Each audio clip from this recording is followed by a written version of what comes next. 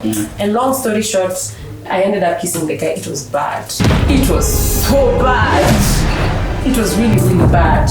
Yeah, it was bad, and I think he knew it. No, I didn't tell you. Hi guys, how are you doing? I hope you guys are well and that you've enjoyed our last video. Today I have some new guys that you might have not seen in the other videos. I'm Sue. Arnold. My name is Paul. Yes, and today. Today.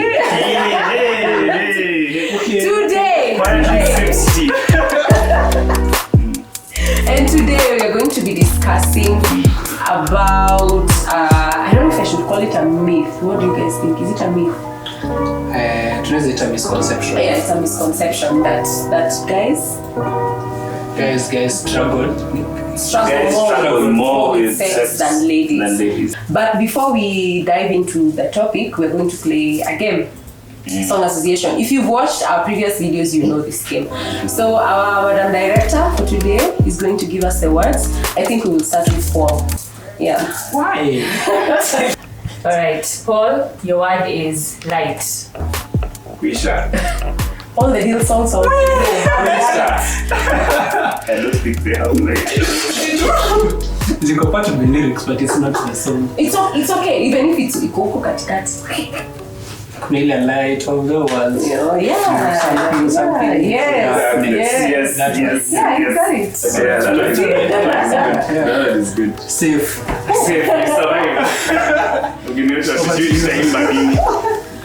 Alot, your word is water.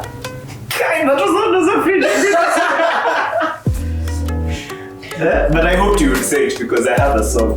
Just your words are friends. Exactly. Jesus. I'm telling you, that's a song. No, too many cups. That's the song. This is why we usually don't have a note. That is the song. No, that is the song. Sue, your word is begin. Hey, it's a beginning. Lakini, hey. It's not beginning. From beginning to the end. Yeah, because I only know beginning.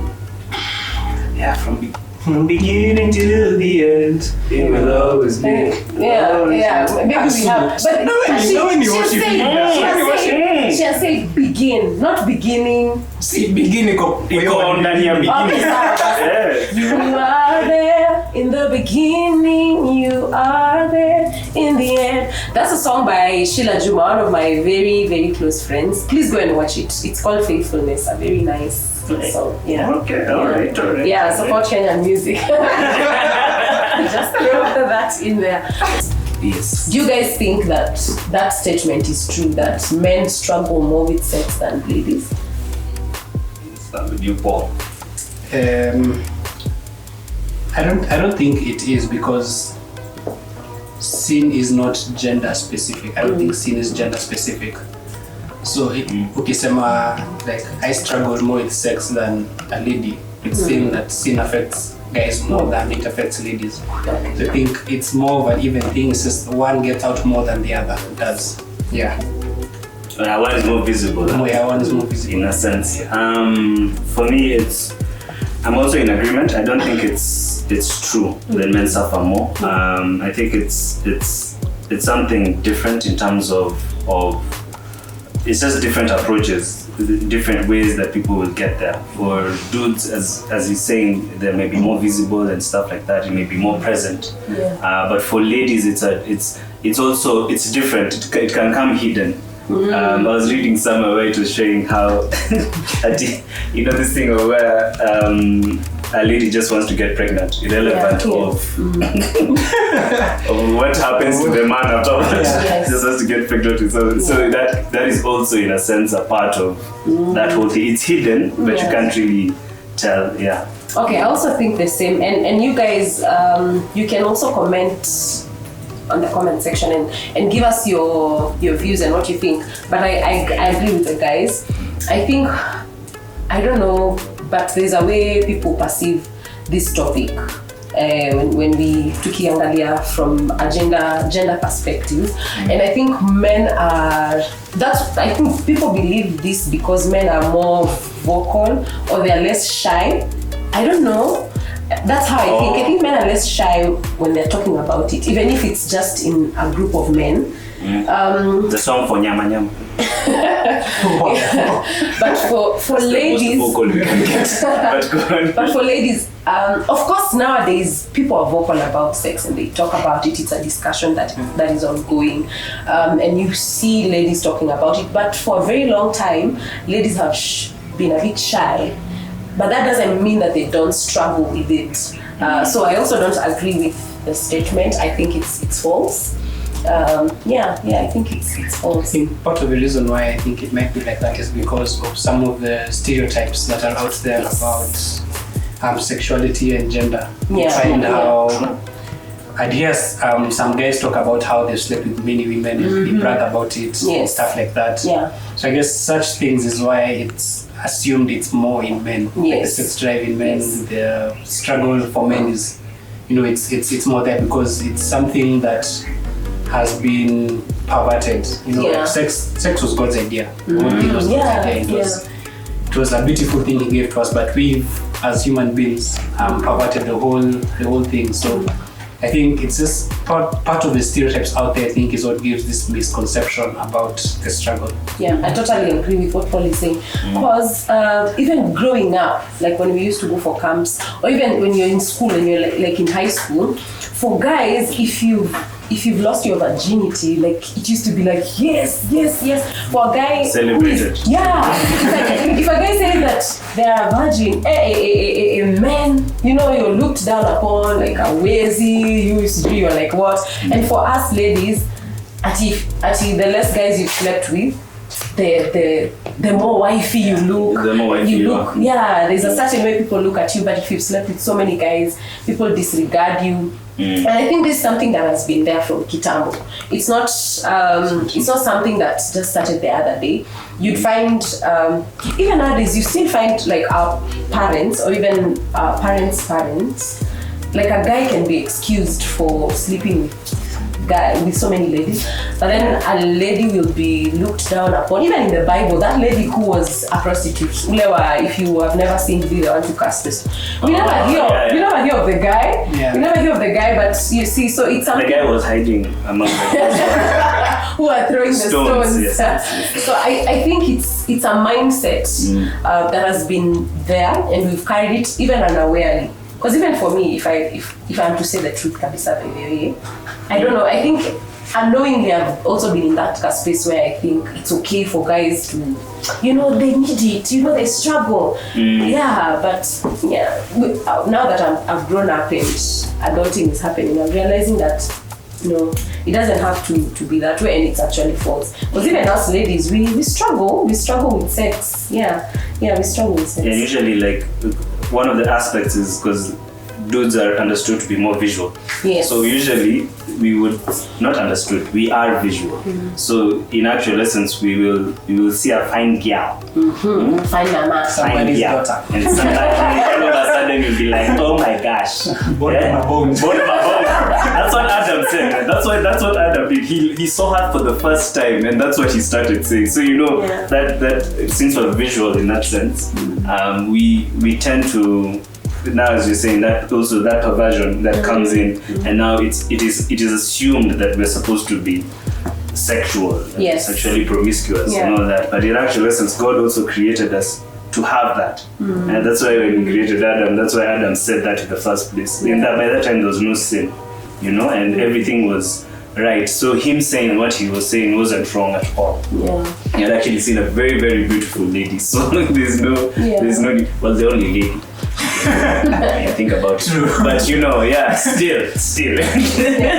true. Yeah, so I think the statement is false, and we have a lot of things that we have brought around it to make it become grey. When in actual essence it's really black and white. That's true. Yeah. And I don't know what you guys think, but sometimes I feel like some of the consequences that the ladies face are termed or seen as I don't know how to put it, like we have a lot to to deal with. First of all, not that you guys won't suffer or won't go through a lot, like when you have been heartbroken or you slept with a chick and blah blah blah and all those things. But I don't know, I feel like sometimes for us ladies, when we wear the consequences versus the whatever, we feel like we have a lot to bear. Because you see, for guys, you might sleep with multiple chicks and I'm not saying that you won't feel guilty or anything, but for us, we have the risk of getting pregnant, STIs. We are at a high risk of contracting STIs and STDs and the likes. So sometimes I feel that's why people think like that. Even guys, I'll just sleep with a chick and I'll move on, yeah. But for us, we're thinking, hey, what if I get pregnant? Of course, there are contraceptives and whatever, yeah. So I think that's why also people have that mentality, yeah. Because we have a lot to think about. Yeah, but for you, I don't know, is it true? Is it true that you guys, by the way, is it true that it's easy for you people to sleep with multiple chicks and just snap out of it and move on? Or, I don't know, I would like to hear a guy's perspective. I don't know. I think, for us guys, I think based on stories I've had and experience, for guys, it's mostly just physical. There's no emotional attachment to it. There's no... Yeah, if you're doing that, especially, yeah. There's no emotional attachment to it. So it's, I wouldn't say easy, but it's, you can easily dismiss everything else and just move on. Yes, you'll feel guilty. It will bug you for many days, many years, depending on how you handle it. But for us guys, we don't see, the only risk huge risk we probably have is now contracting these diseases and stuff. But other than that, I mean, you think as I'll protect myself and I'll move on. You don't have to think about pregnancy, you don't have to think about all these other complications that come with it. So yes, it is, but at the same time still doesn't mean that it's the right thing to do at the end of the day. Yeah. Because there's now this whole other aspect of soul ties and all these other things that happen that we may not necessarily feel immediately. But yes, I think ladies usually have a lot more to lose than we do. I don't know.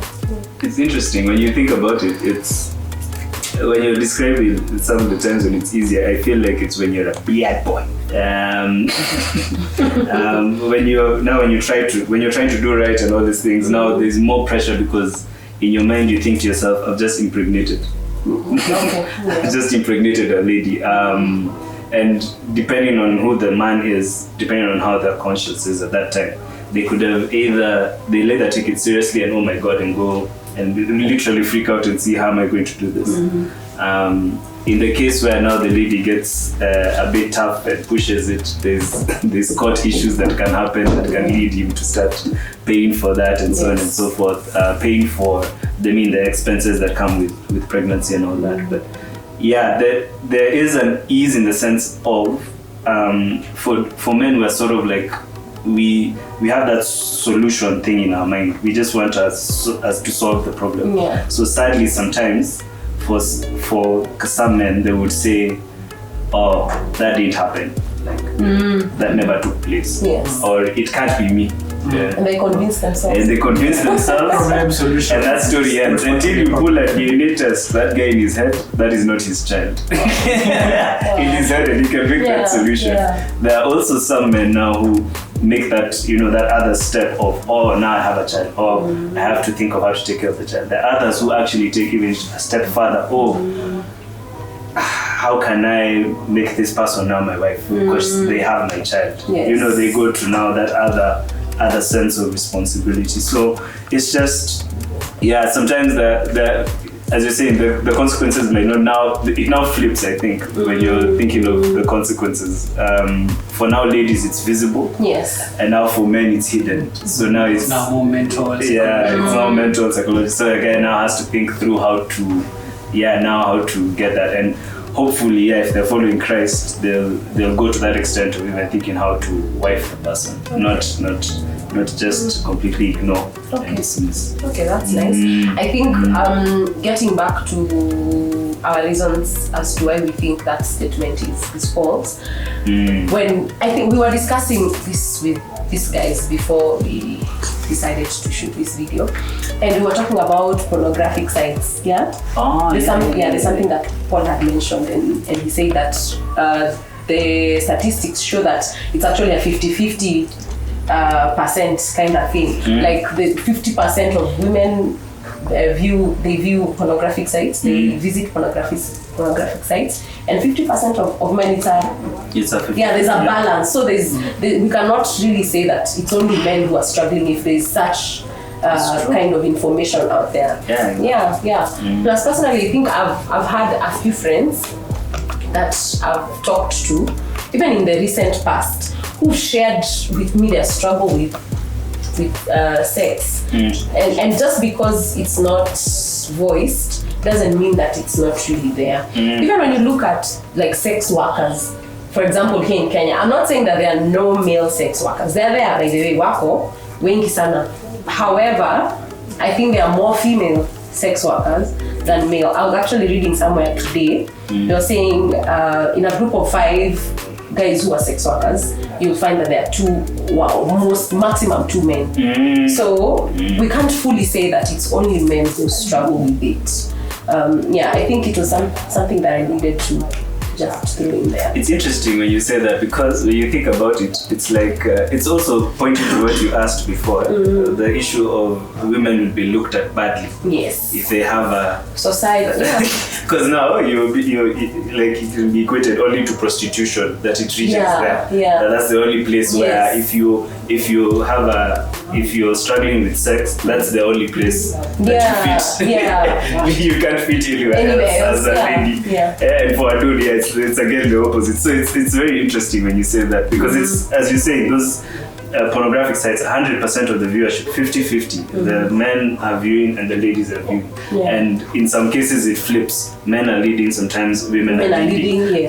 So it's just dependent on how you handle it as an individual, and being careful, because that's why I definitely would still disagree with the statement, because I don't think it's specific.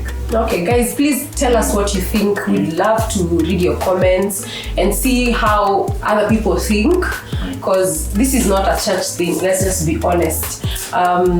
Just because probably we are saved, or this is a church, whatever, YouTube channel, doesn't mean that we don't struggle with these things. Actually, I think Christians do struggle a lot. And kwanza, the fact that there's so much expectation from people, even guys who are not saved, there's so much expectation for you to stay pure and all that, and which is nice. And it's expected, by the way. If you're a Christian and your friends who are not saved don't expect you to be pure, then there's a problem. It's a problem. You're joking with So we get it, but we want to make it clear that this is something that all of us struggle with. And so we've kicked that out of the way, that we've agreed that both men and women struggle. And I remember when we were talking about this, we asked ourselves, like, what do we think mostly causes this struggle? Why is there a struggle for both men and women, for what do we call people? Humanity. You are correct. You're right on the money, I think. Why is there a struggle? And Amma, how do we reach to a place where it's a struggle? Because I believe you can have the desire or the curiosity. I think it starts as something that you're inquisitive, when you're young. Maybe for our generation, Kadibi, this generation of now, they know a lot. But for us, like, if I can speak for myself, we didn't know a lot. So it started out as, what really happens? What is this all about? At some point it was even hard talking, even just saying the word sex when your kids was just... And when you're watching those soap operas and you're those things always came in when they walked in. When it's kids playing and grandmother's talking. And then they decide to just switch to the bedroom, then your parent walks in. They're waiting. Like they're just waiting over there to see. And then those are times you remember, I was to go drink water, to go water the walls, black grass. Water the walls. Black grass.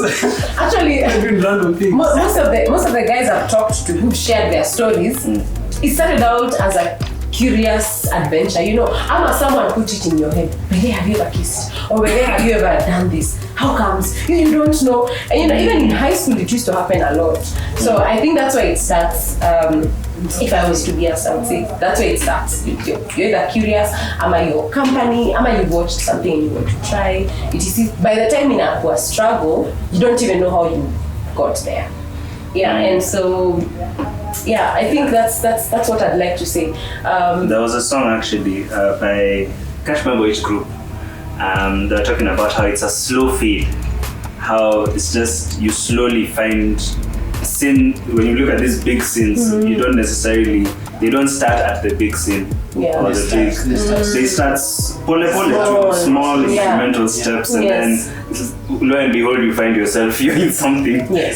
So like even how it's the same story of how sometimes guys who are alcoholics, they'll start drinking, they say, no, I'm a social drinker, or stuff like that, and then if they don't watch themselves, they're not careful, they slowly lead up to addiction, and then and stuff like that. So it's something, as you're saying, it's true that there are those situations where it feels like somebody suggested this idea to you, or somebody thought this idea to you, and stuff like that. Sometimes nowadays with our web, with our internet, sorry, that's what it's called. The internet. No, if you have not had a dial tone of the internet, I've had that. So how accessible it is. You could be watching something and then something pops up. Sparks, stuff like that. Or something sparks, or somebody spams your email by mistake. You get, or because email, that's a long time ago. That's a on Instagram you see something, or Explorer. Click, and then Instagram collects all that data and just throws now this information. So it's suggesting stuff to you. So it's just something that I think you just need to be careful with how you receive this information. That's true. And because I remember personally I had struggled with porn a while back, and it's still a struggle because I still have to be careful. I personally don't think it is it's one and done. I usually look at it as every day as a time of stepping out and saying, oh, I'm okay. Or today this is good. Being careful with what I have on my feeds for Instagram, for Twitter, for TikTok, for Facebook. Just being careful what I have so that I also don't trigger something in me to take me back there. So that's something that I think it's important to just notice how you can get to that problem and take yourself away. I think that's what it means by repenting, turning away from your sin. Actually, we've been studying our youth ministry Bible study. We've been studying the book of 1 Corinthians. And last week, I think it was last week, we were doing chapter 10, if I'm not wrong, and we were discussing about temptation and all that. And I was reading a commentary that was saying that temptation is not bad. You feeling like you really want to, it's not really bad, but you entertaining that, because you see, we live in a world where on a daily basis, you will always meet something that will tempt you, you will always feel like you really want to do something, or you really want to watch something that you shouldn't watch, and all that. And it starts as a desire, but if you entertain that desire, so it's like, if I can use your example, those pop-ups will come, and you will start having a feeling, should I? If you entertain that, if you allow yourself to be there, to remain there, most probably you will find yourself clicking those pop-ups and watching whatever. So it's not even having that desire, it's not even having that curiosity, it's entertaining that thought, and then now feeding on the things that will feed that desire. Because when we were talking about the temptation thing, we read the James chapter 1 that talks about temptation, that God does not tempt anyone. That's what the Bible says, that God doesn't tempt anyone, but we are tempted when we are moved by our own desires. So the question is, what desires do you have? And we are not condemning anyone, even ourselves. Don't put so much pressure on yourself, but are you entertaining those desires? Are you feeding those desires? Because if you are addicted to sex, then I don't, or to pornography, you should not be entertaining even movies that have those scenes whereby there's so much prolonged whatever and nudity and all that, because it will move you back. Yes. Ama if you stick around friends, if you stick around friends who just constantly talk about, maybe I shared a story with these guys and they laughed at me. Is it No, I mean, sorry, go. I'm not even sure I really want to share this. You know, this will go down in history. Yes, it's the internet. Share your own risk. But yeah, go ahead. Hey.